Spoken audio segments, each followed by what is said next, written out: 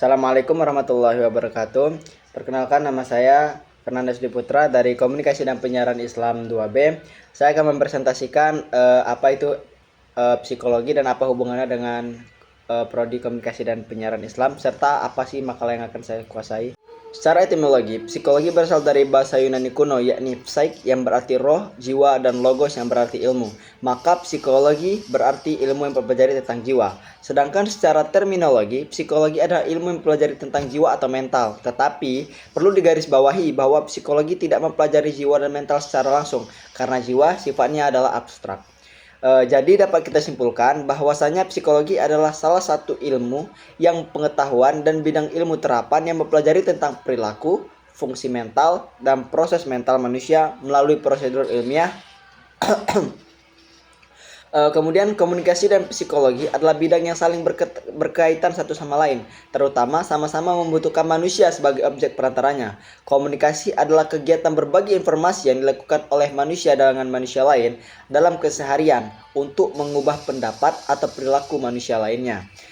Sedangkan perilaku manusia tersebut merupakan objek bagi psikologi, sehingga terbentuklah teori psikologi komunikasi.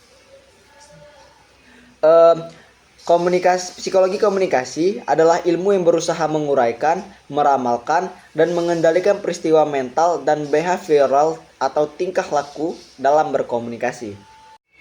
Baiklah, selanjutnya dalam makalah yang saya kuasai adalah belajar dan ingatan manusia. Belajar adalah proses di mana individu memperoleh pengetahuan, keterampilan, atau pemahaman baru melalui pengalaman, studi, atau instruksi. Proses belajar melibatkan penerimaan, pemrosesan, dan retensi informasi yang dapat mengubah perilaku atau pengetahuan seseorang.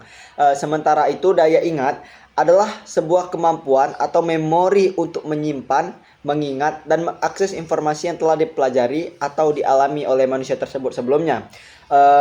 Saya beri satu contoh dalam kehidupan sehari-hari. Ketika seseorang belajar untuk mengemudi, proses belajar terjadi melalui instruksi dan instruktur atau pengalaman langsung di jalan raya. Selama proses belajar, individu memperoleh pengetahuan tentang lalu lintas, keterampilan mengemudi, dan pemahaman tentang tanda-tanda jalan lainnya. Kemudian selanjutnya adalah daya ingat, digunakan saat individu mengingat aturan-aturan tersebut saat mengemudi di jalan raya.